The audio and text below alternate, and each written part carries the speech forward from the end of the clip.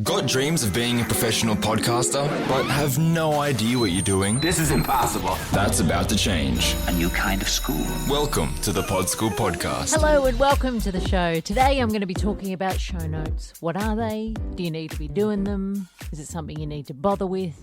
Am I trying to add something else to your already long list of things to do with your podcast? I know, it's a punish. There's a lot of stuff to get through, but show notes are an important thing to be doing. I'm sorry, I should have warned you that this was going to be more work.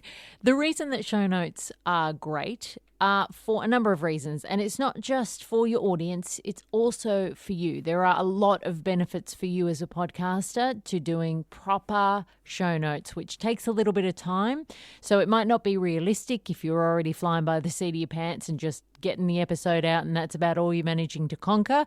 But if you've got a wee bit of extra time, and I'll tell you a way that you can make that a little bit easier, if you can get show notes up and out there, it is a really great idea.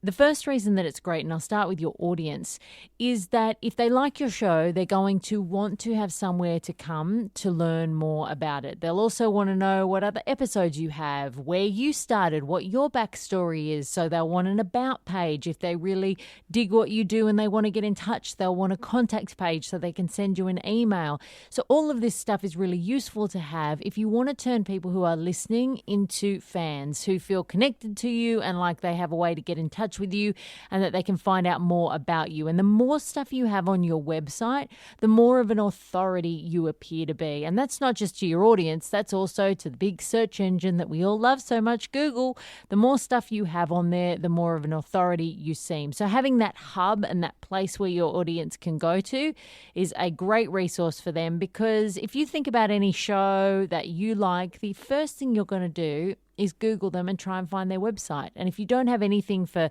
people to find, it sort of makes you look a little less professional, because most professional shows would be expected to have a website. So show notes can be that for your audience.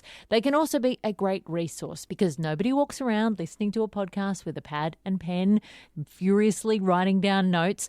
So if you are talking about a lot of different things, and it doesn't need to be an educational podcast, you might refer to a movie or a book, or you might have something yourself personally that you're plugging, like a YouTube channel or a book that you're selling or a DVD. Are we still watching DVDs? I don't know. Look at me. I'm like back in the 2000s. It's so cute. But whatever you refer to on the podcast, it is great as a listener to know that I can just enjoy your content, kick back, put my feet up, rest and relax, and just let myself digest what you're saying to me. And later there is a place for me to go to find all of the links to everything that you've referred to. You can also use your show notes page as a place to provide more detail about things. So maybe you want to flesh something out that you've touched on in your podcast, and you can do that on your show notes page. If you have an email list, so a list of subscribers, then that can be a great thing to link to when you're sending an email out to your list. It's often hard when you're sending people directly to a podcast subscriber page like iTunes or Stitcher, because not everybody has an iPhone and not everybody has an Android. So it's hard to sort of send a link that encompasses everyone, and you don't want to be sending an email that's like, if you've got an iPhone, click here. If you've got an Android, click here. If you'd like to download on a media player, click here. So if you just send people to your show notes page and you have a player actually embedded in there, so you'll have all of the text around it, a little introduction and some more information and some paragraphs around your show, and you've also got the player there with links to how they can subscribe. It's a great central location to send them to. They can subscribe to the show from that page, and it will work for everybody, no matter what kind of phone or device they have. The other thing that's great for you is that it's always good to get people to your website. Traffic is lovely. And you might have some other things that you want to offer there. Like I mentioned before, maybe you've got a YouTube channel that you want people to subscribe to, or a book that you're selling. Maybe you've got resources that they could use. Perhaps some of the stuff you're talking about in your podcast, you've got affiliate links for. So maybe there are some products there that you suggest to your audience that you have an affiliate relationship with, so you're taking a little bit of a cut from the sale of those things, and you can put the link to those things there rather than people Googling them and you missing out on the coin in that regard. It's also great for that holy grail of all content, which is SEO, search engine optimization. Those three wonderful words that most of us still don't understand and we're just desperately trying to get our heads around. But essentially, if you have a place where your content lives and you have a show notes page that has a good whack of information on it, you need over 300 words to be even picked up in SEO. So you need to have some information on that page for Google to say, oh, well, this is a page worth sending somebody to.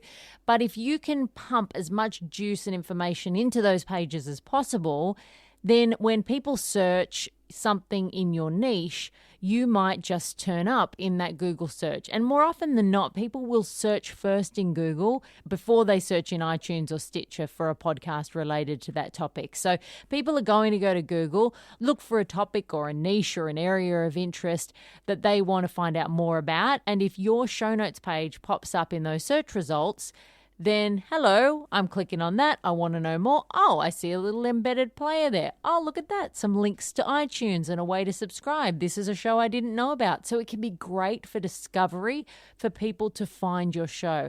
Like I said, you need some words on those pages for Google to pick you up. So one of the easiest ways, I said I would tell you a way to make this a bit easier, is to transcribe your episodes. You can go online to websites like Trint and Rev, and if you go back in the feed or just head to my website, you'll find another episode that is all about transcribing your episodes. And this is essentially where you upload the audio file and it automatically, it's not like some guy sitting there typing away, getting paid $50 an hour. It is a machine that just spits it right back out at you, and it is cheap as chips. So it's about $12, I think, for an hour of content, and it will send you back a transcription. The one that I use is Trint, and it has always been pretty spot on. You can pick which accent you use, so then it usually picks it up pretty well. You still have to go through it and check that everything's accurate, so you can't just upload it and go, well, that's fine. And this is usually much better for solo shows. If you have a show where you've got 2 or 3 people, then honestly, if you try and transcribe that, it's different if it's an interview because it's usually you go, I go, you go, I go. But when you're all sort of talking and it's all happening at once, it can be a bit of a mess if it's a transcription. So sometimes this just works better if it's just a solo person.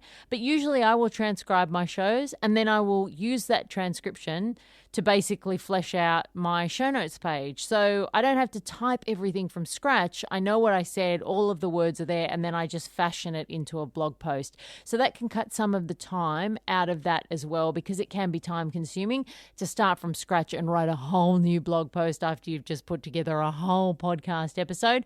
So that will basically make the step a lot easier for you because the words will already be on the page, which is often the tough bit. As well as a place to subscribe, you can also use your show notes page as a place for people to get content to share out on their social media. You can use tools like Click to Tweet, which allows you to take little quotes from your show notes page or your episode and then put them in a little tweet where people just click on it and then it immediately populates their Twitter feed so that they can tweet it out. So basically you're doing the hard work for people. And you can also give all of the links to your social pages and things and just ways for your audience to interact with you in a way that's not just in your ears. If you want to really create strong fans who feel connected to you, then there has to be a little bit of a give and take, and there has to be more contact than just in your ears.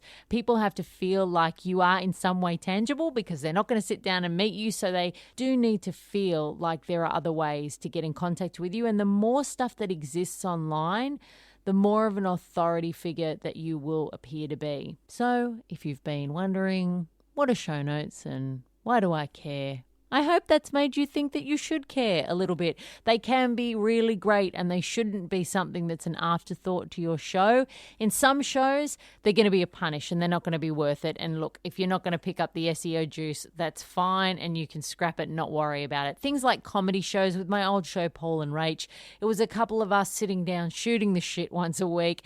There was not really a huge amount of stuff that we could do with the show notes page. So I didn't really do that. We just kind of existed on iTunes and Stitcher, and I didn't really bother about the show notes pages. We had a website and places for people to get in contact with us and places to find more information, but I wasn't creating a post around every single episode. I do that with this show because it suits the content. There are a lot of people that are searching for tips about podcasting online, so it makes sense that they would find the article or the show notes page and then maybe find my podcast through that if they're searching, because you have to remember that all of these words that I'm saying into your ear holes right now, they are not being picked up by search engines. There is a whole heap of juicy information that people are saying into mics, and it is just being listened to, but there is no real way for those words to be found. Of course, you can put keywords in the description of your show, but there's a lot of stuff that you say, and you want to really get the most out of those words. So having those words down on